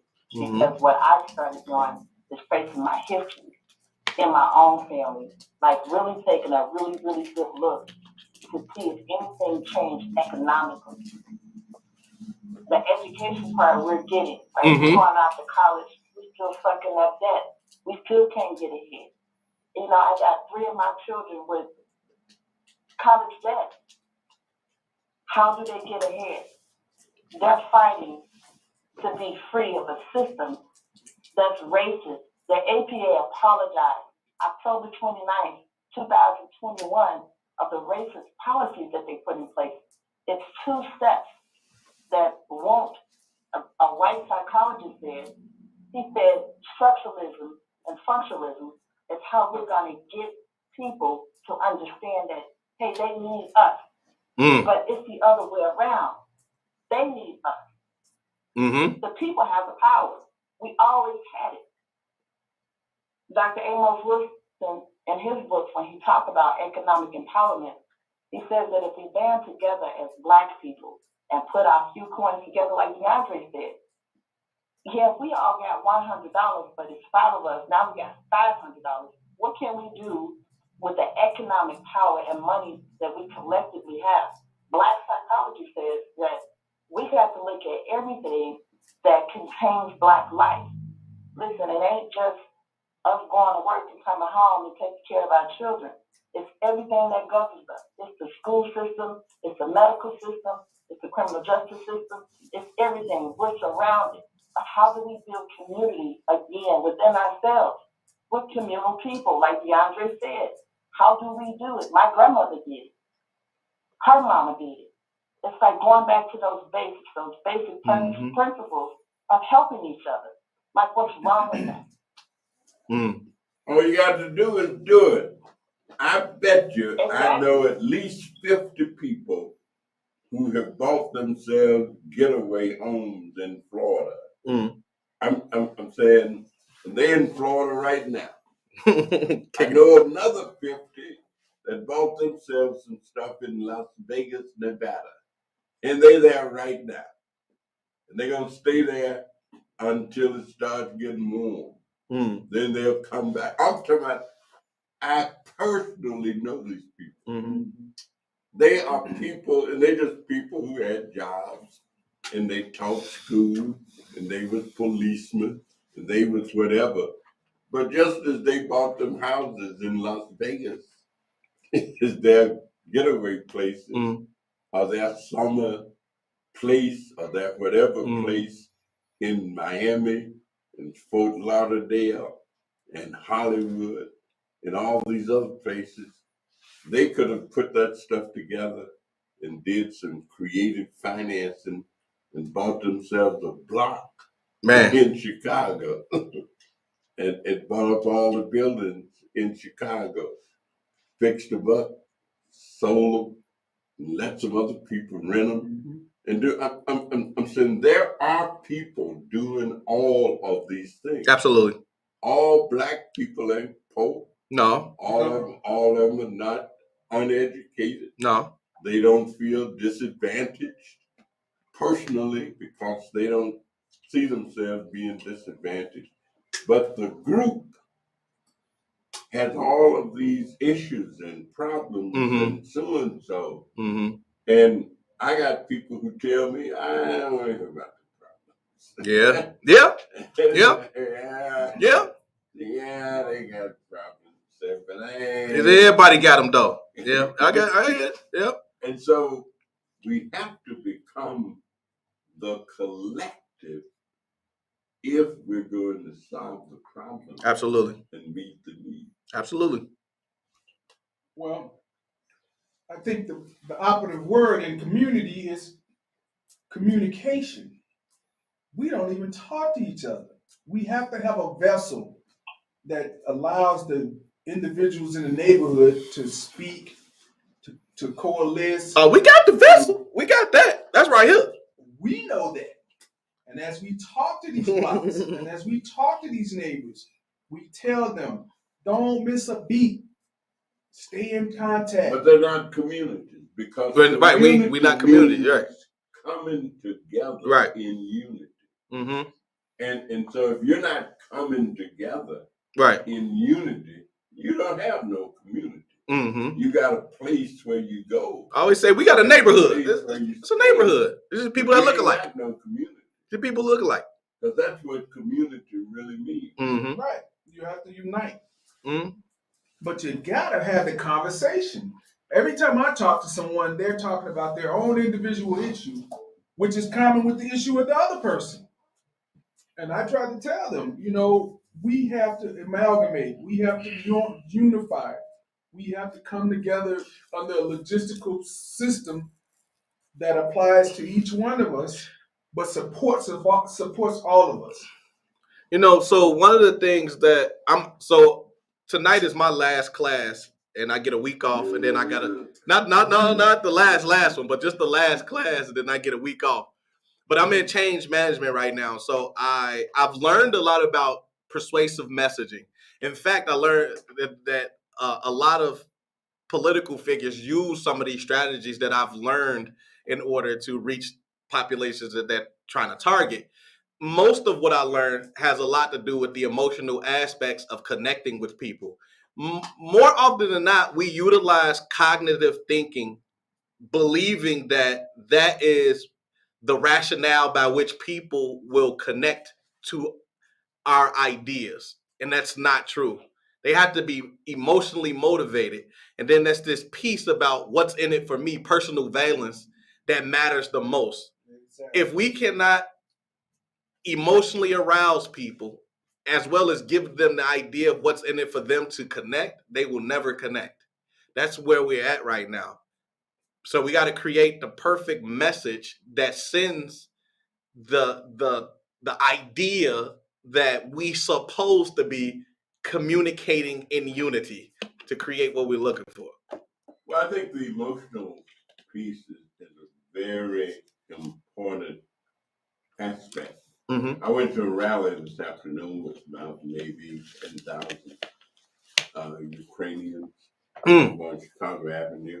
Mm-hmm. And everybody was there politically, the governor, the mayor, other members of Congress, all this kind of stuff. And the council general, first person they called to speak was me. Now I need to connect. Mm-hmm. And so I indicated, first of all, what we all were there for. Mm-hmm. But I also expressed to them that I was very pleased and proud to represent them. Mm. And I was pleased and proud to represent them. Not we were all of the same color. And they know me well enough to know that I wasn't pandering to them. Mm-hmm. I mean, there's something called pandering when people try to. Mm-hmm. I wasn't pandering. But I actually believe that if the world is going to become the kind of world that we say we want it to be, then there has to be emotional expense. Mm-hmm. If I say I believe that every person ought to have a right to his or her conviction, I don't have to agree with their conviction. Mm-hmm. Absolutely. But if I believe that they have a right to them, then I don't have to argue with them about their conviction. I can express. And so if I say that every man's death diminishes me, and I'm BSing, I'm just saying stuff. Yeah. That's one thing. But if I actually mean it and believe it, then I should be able to convey it to others that I'm serious about it. That I'm not. Yeah. I'm not trying to get your vote. Right. I ain't just trying to get you to support. I'm expressing why I do what I do and what I believe in doing. And so the emotional part of communicating and of communication, I think it's right on the money that you just expressed. Yeah. So communication is integral. Absolutely, it is. It's just the way in which we have to communicate, you know. And that's why I always say I love being, you know. And again, I know I'm a business psychologist, and I work in a business environment to improve the productivity and efficiency of the individual and the organization. But I'm a psychologist nonetheless, because I have to learn these things that help people, period. You know, and understanding that the psychological bondages that we are under is the biggest issue. And so I love the fact that I learn about persuasive communication, because I know that there are differing modes of communication, and you have to utilize different strategies to connect with different people. And our people, as I mentioned, I told you, like, we're rhythmic people. The way a person speaks in rhythm will capture our ears before anything else. That's why we love rap so much, because there's a flow to it, right? We have to figure out a way to get out. That's why our great orators, if you just sit back, you're like, man, that guy's spitting, you know what I'm saying? Yeah, because that's us. And you gotta, and sometimes the message has to be wrapped up in the way that it's given. You know what I mean? Yeah, last You gotta- night I went to an ex-offender banquet. They must have had about 1,000 people there. And they had it in a place. And I mean, these are people who have drank too much whiskey. I mean, you know, used too many drugs, did something they weren't supposed to have done, or they got convicted of doing. And I was blown away in terms of how many people, because I'd never dealt with this particular group before. And so first of all, I couldn't find nowhere to park. Man. And so somebody called and told me, if you come in, we don't know where you go park. We'll stand outside and maybe get. But it was so exciting in terms of these people, you know, they're struggling, and they did all the things they do. How many people have been drug-free for 20 years? All the drug-free 20-year people stood up and clapped. How many have been alcohol-free for 25 years? And there was one woman was there looked just like the mayor. I thought for a moment it was the mayor. Right. And I told the mayor today that I had something to give her. And she probably trying to figure out what it is, but I had somebody to take this lady's picture. So let me just kind of summarize this. You're saying that community means that we got to be able to unite under, what was he saying? No, just communicate. You know, communicate with unity, basically. Yeah. Okay. And you're saying you have to have an interest, whether it's common interest or not, right? Me? I mean, to form a group, you got to have agreement. You know what I mean? Which is figuring out what the interests are at the end of the day. Right. Yeah. Yeah, to be a part, there's going to be some commonality. Right. But the biggest thing I think that's left out that makes it all work is relationship. Relationship's not going to happen like that. It just doesn't happen overnight. It doesn't happen over one conversation, right? Or it doesn't happen over one uniting period. Relationships take time, and the only thing that expedites creating a new relationship is having a joint relationship with someone that that can vouch for you, or that knows both of the parties that are trying to build a relationship. And that's how you create that unity, that community, that whole idea that we're trying to build. And I think it's based around economics. Mm. I want to bring Mr. Lawson back in here because he's done it, and obviously he's built a lot of connections and relationships. So talk to us, Mr. Lawson. What's your thoughts on that? Like a marriage. Mm-hmm. Think about a marriage. You develop certain principles. If you see it in the female, then you will pursue it.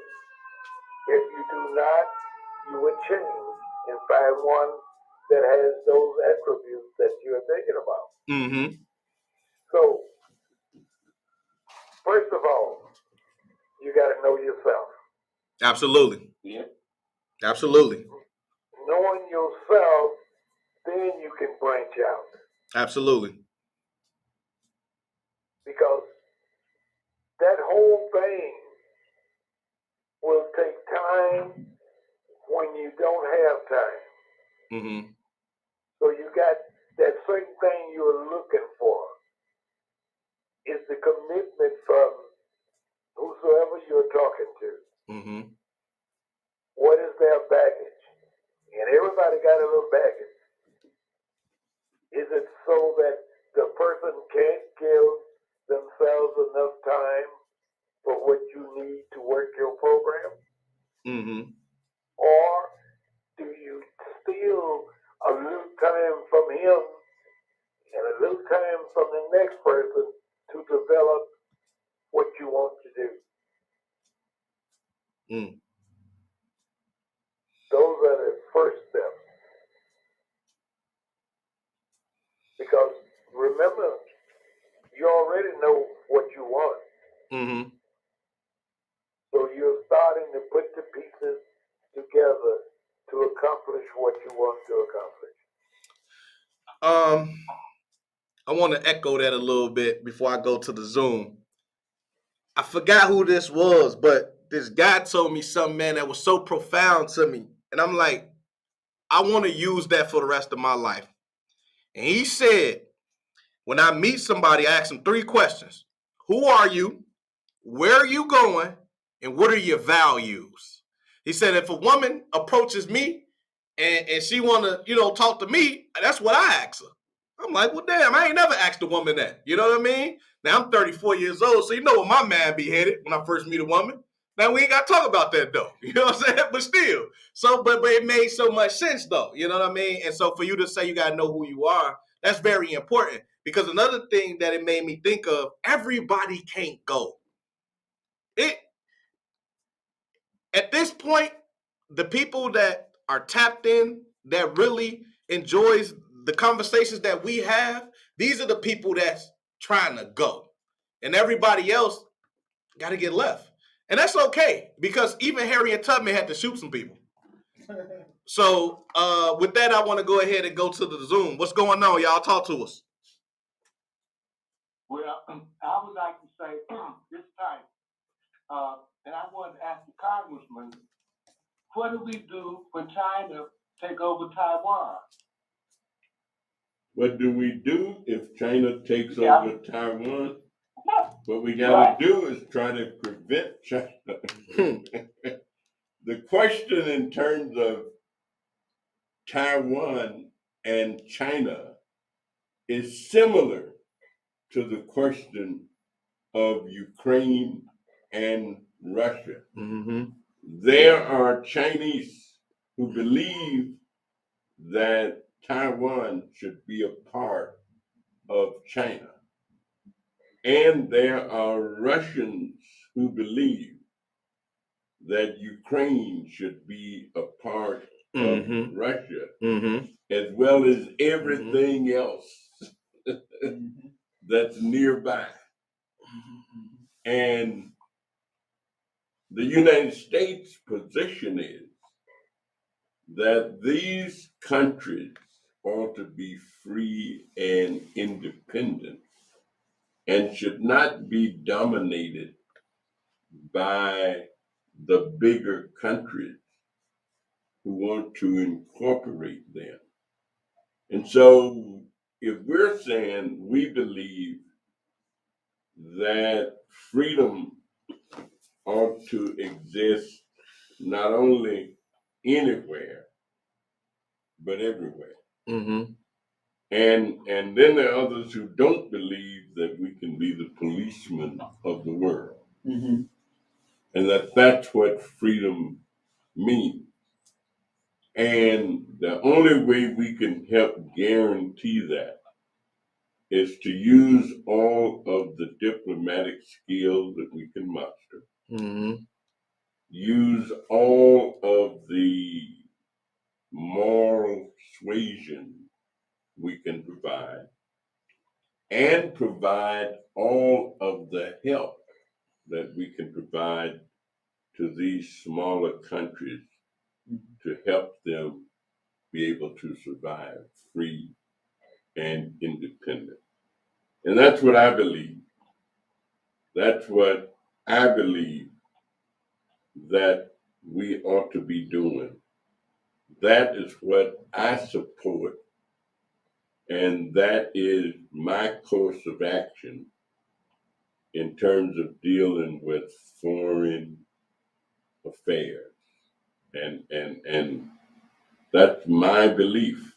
And that's what I think we ought to be doing.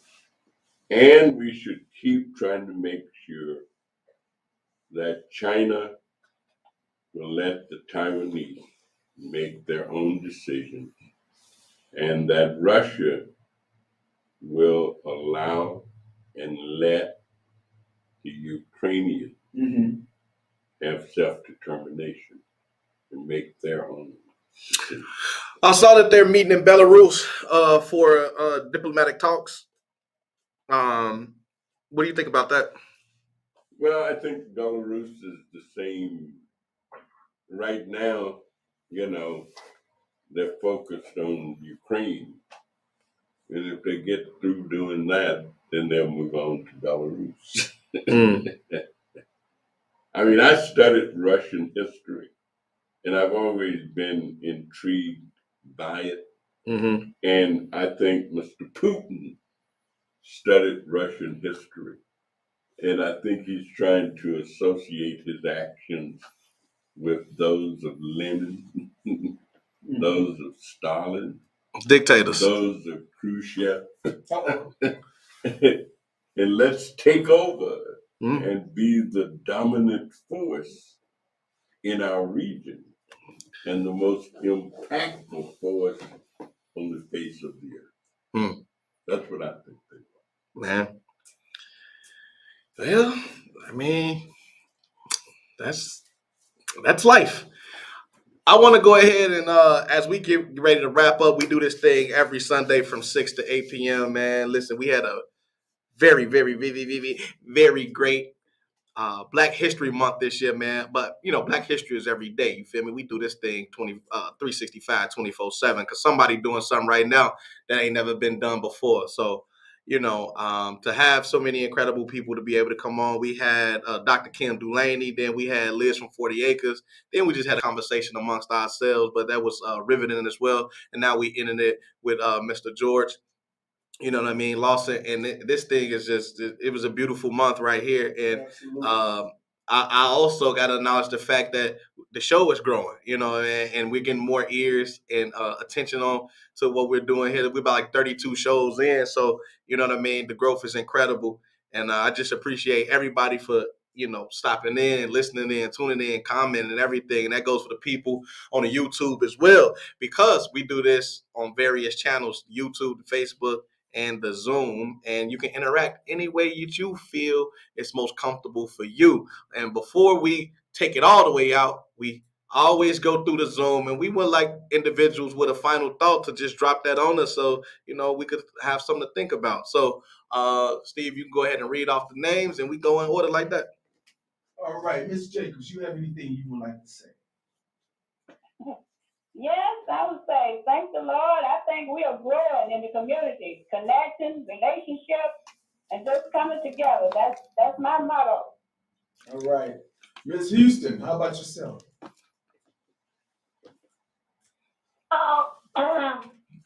What can I say? We are who we are. We're going to do what we do. That's all I can say.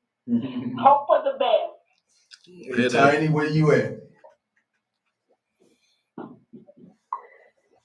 Steve, Yeah, go ahead. Go ahead. Do you have anything you want to add?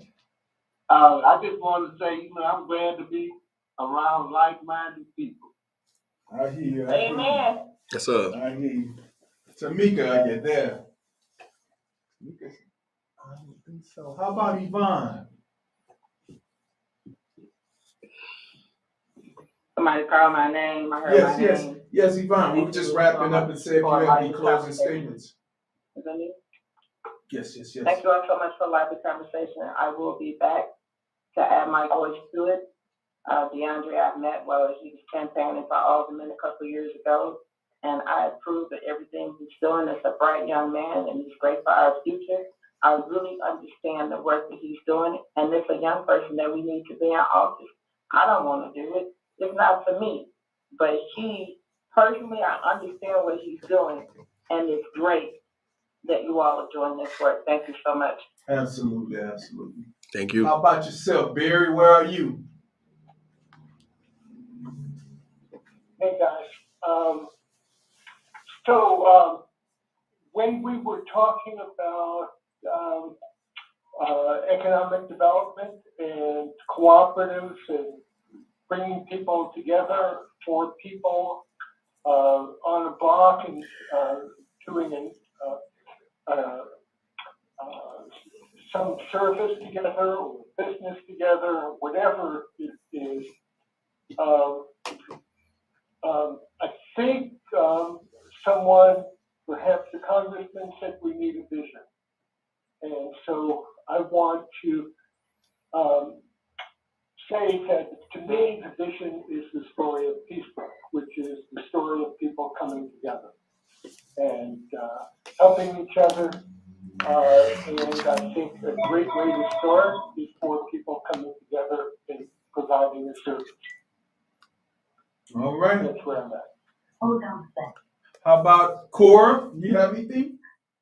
Yes, I think this is something that we have to continue on. I think it's been a great Black History Month, and we're going to keep it going. And I'm so grateful to Andre, you, Steve, and I love my congressman, and George is my idol. So good job. Thank you, Corey. Mr. George. Yeah. Anything you like to add? Well, our organization has become so powerful until the Bush spokesperson had our organization investigated. And they decided that they had to break it up. It was too big. Which organization is the SAC? National People's Action. Oh, National People's Action. Yeah. Wow. Was that with Gail St. Carter? Yeah. Yeah, I remember those meetings. Wow. Well, anyway, because we had got some federal funds, they charged us with using the federal funds to come to Washington to picket them with. Okay. Wow. So that's another story. All right, bet. Hey, can we get you back on so you can tell it to us? Yeah, because we still got to talk about the Park District. That was one of the biggest things out here. Yeah, we do. We got a lot to cover. We're gonna have you back on, Mr. Lawson. Congressman. Well, it's been a great month, actually, of discussions related to Black life in America. Absolutely. Life in America. Absolutely. What's happening to our country. And I guess the last thing that I'll say is when we all get together, what a day of rejoicing that would be. I hear you. When we all see heaven, we'll shout the victory. So, Absolutely. So it's going to take a lot of time, a lot of effort, a lot of work. But like Dr. Martin Luther King said before he left, I may not get there with you, but we will get to the promised land. Absolutely. Steve? Well, I just want to add, this is our 50th year in the community, Northwest Austin Council, founded in 1972. We will be having our 50th year anniversary gala in September, but we will get you the date and let everybody know to be a part of it. So I also want to thank Mr. Lawson for coming on, Mr. George Lawson, and DeAndre. Yep. Back to you. Again, I want to mention next Saturday from 9 to noon, we'll be doing the masks and the hand sanitizers. Come and get you a box. They are the KN95s, 20 in the box, as well as the hand sanitizer.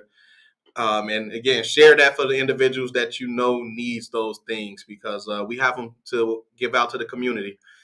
The other thing I wanted to say is, man, listen, it's going to be a big year. It's going to be a big year. I keep telling people, you know what I mean? 2020 was the visionary year, 2020 vision, that whole thing. And I look at 2022 as 2020 TOO. You feel me? Because we lost 2020 and we all did.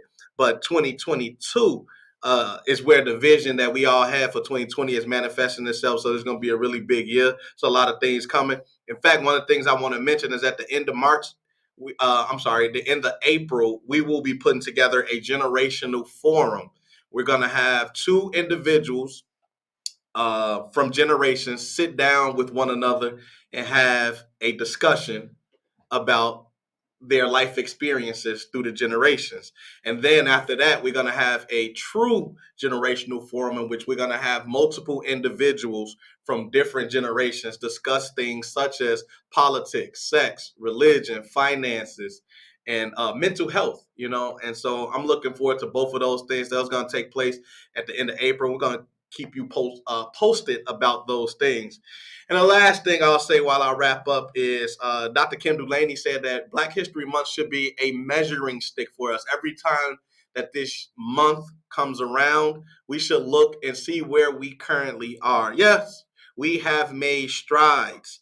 We are a lot further along than we were when Black History Month was first constructed, but we have so much more further to go. And together is the only way that we're going to get there. So that's what I got to say. Again, we do this every Sunday, 6 to 8, various modes of interaction that we offer for you. We have the Facebook, the YouTube, the Zoom, Facebook and YouTube. Like, comment, share, subscribe. All of those help us to grow, as well as to add you to the show, that so we all can have these conversations that we are that is so necessary for our community to have. And in closing, like I always say, listen, they did not want to give us a seat at the table, so we had to create our own.